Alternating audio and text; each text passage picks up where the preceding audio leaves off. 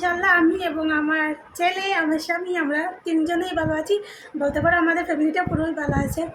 So আজকে আমি এই লুকে কিসের জন্য বা কি কেন এসেছি তোমাদেরকে পুরো ডিটেলসে আমি ইন্ট্রোতে বলতে পারবো না। সো তোমরা যদি জানতে চাও আজকে কি এই লুকে কেন, তো তাহলে পুরো ব্লগটা তোমরা দেখো অ্যান্ড স্কিপ না করে। সো তোমরা দেখতে দেখো আজকে কি হতে চলেছে এই ব্লগে। সো গাইজ ফাইনালি তোমাদেরকে আমি এই ব্লগটা দিতে পেরেছি, আমি ভাবিনি পারবো বলে। সো আমি রেডি হয়ে গেছিলাম, আর এখানে দেখতে পাচ্ছ আমার বাবুটা, আমার পাপাটা ঘুমাচ্ছে। আর এই যে আমরা বাইরে চলে এসেছিলাম, এসে আমাদের তিনজনের ফাইনাল লুক, আমি আর আমার পাপা সেম পরেছিলাম, আর বাবা আমার বাবার সাথে সেম মিক্স করে পড়েছিলেন।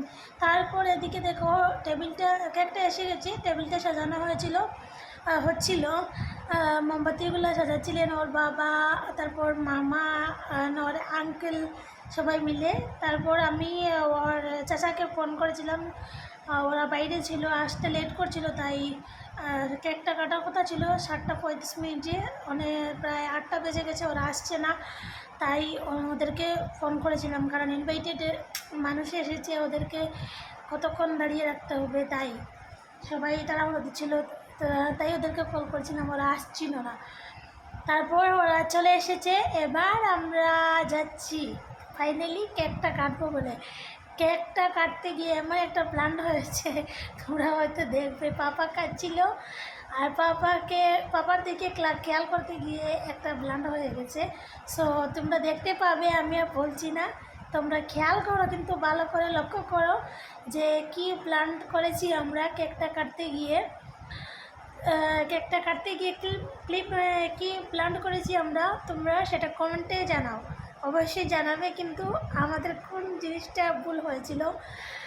সো তারপর আমি আমার জামাইকে বলছিলাম যে বাবুকে আমার কুলে দিয়ে দাও, তুমি পারবে না বাবুকে কুলে নিয়ে কেক কাটতে। সো উনি বলছেন না, ওনার কুলে থাকবে। তারপর এই যে কথা কাটাকাটি করে ওনার কুলে রয়ে গেল। তারপর আমরা কেক কাটতে শুরু করলাম, এই যা কেক কাটতে শুরু করলাম, কিন্তু এদের মোমবাতিগুলো ফু দিতে ভুলে গেছি, তো হাফ কেটে মোমবাতিগুলো ফু দিচ্ছি। সো গাইস, যাই হোক, ভুল শুদ্ধ করে আমরা কেকটা এবার কাটছি। সো কেকটা কাটছি, তারপর হচ্ছে এখানে পার্টি পেপার নিয়ে তুমুল ঝগড়া হয়েছিল, ঝগড়া বলতে পারো কি তর্ক হয়েছিল যাকে বলে।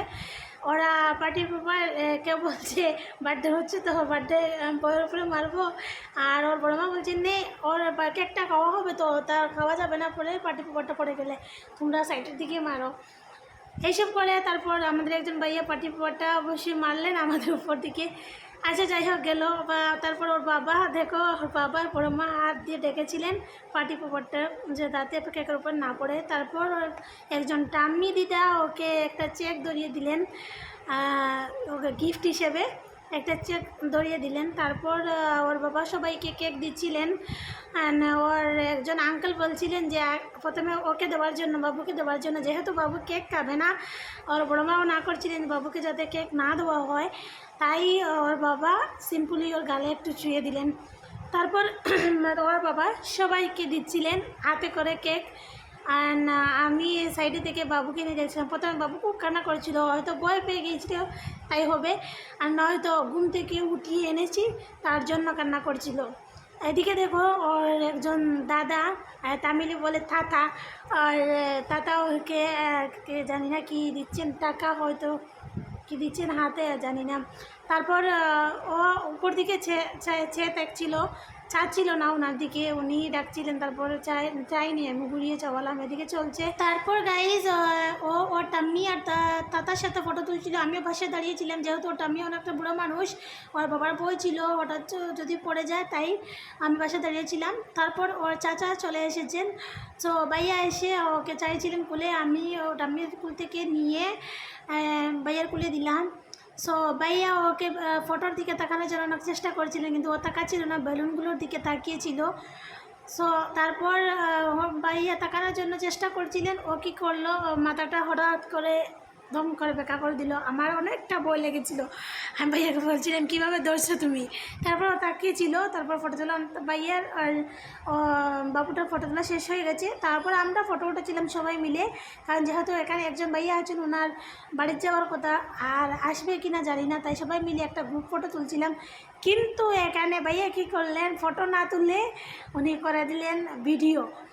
সো আমি ভাবছি তো এখানে সেলফি তোলা হচ্ছে, সেলফির উপর তো আমরা সবাই দাঁড়িয়েছি, পরে দেখি না এটা তো ভিডিও, উনি আর কি মারছিলেন। তারপর এখানে সবাই, আজকে মেনুতে ছিল বিরিয়ানি, এখানে সবাই বিরিয়ানি খাচ্ছে।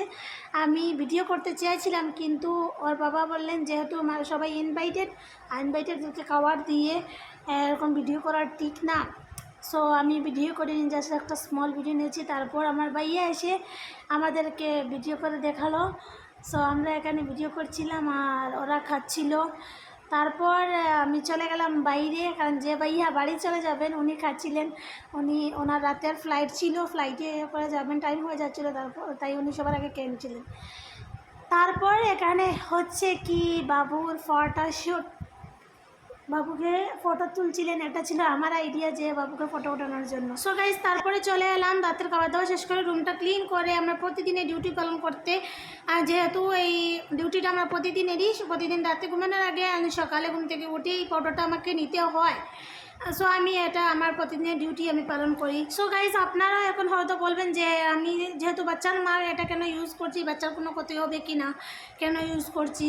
সো আপনাদের যদি এরকম কোনো মনে প্রশ্ন এসে থাকে তাহলে আমার কমেন্টে জানাবেন, কমেন্ট বক্সে জানাবেন। আপনারা কমেন্ট করবেন, আমি আপনাদেরকে ডিটেলসে সব কিছু জানাবো কেন খাচ্ছি, কিসের জন্য ইউজ করছি। অ্যান্ড এটা বলতে পারি যে আপনারা যারা বাচ্চার মায়েরা বা বাচ্চাদেরকে বুকের দুধ খাওয়াচ্ছেন তাদের জন্য এটা খুব উপকারী একটা জিনিস। আপনারা চাইলে এটা ইউজ করতে পারেন। বুকের দুধ খাওয়ানোর মায়েদের বাচ্চাদের সবচেয়ে বড় একটা সলিউশন। সো গাইস, তারপর আমি এটা মেশাচ্ছিলাম দুধের সাথে, মনে হচ্ছিল আমি কফি লাড়ছিলাম, আসলে কফি নয় রাইস পাউডার। এখন দুধটা মেশাচ্ছিলাম, মনে হচ্ছিল কফি, দেখতে একদম কফির মতো লাগে। তারপর আমি খাচ্ছিলাম। এদিকে আমার বাবুটা পটি করে দিয়েছি, ওর বাবা ওয়েট করছেন ওকে পরিষ্কার করার জন্য। সে আমি আমার খাওয়া শেষ করে আমার বাবুটাকে পরিষ্কার করবো গাইস। সো গাইস, আজকে আর ভিডিওটা লম্বা করছি না, এখানেই ভিডিওটা এন্ড করছি।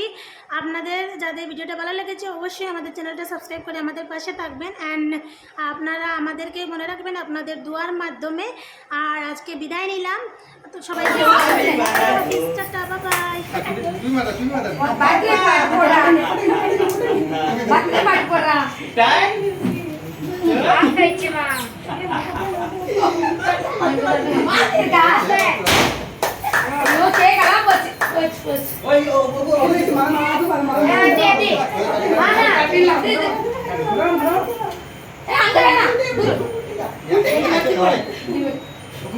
high school saniya ka ba sikila diya? ಇದೆಲ್ಲ ಸೊನ್ನೆ ನಾನು ಹೇಳ್ತಿದ್ದೆ ಪಲ್ಲೆ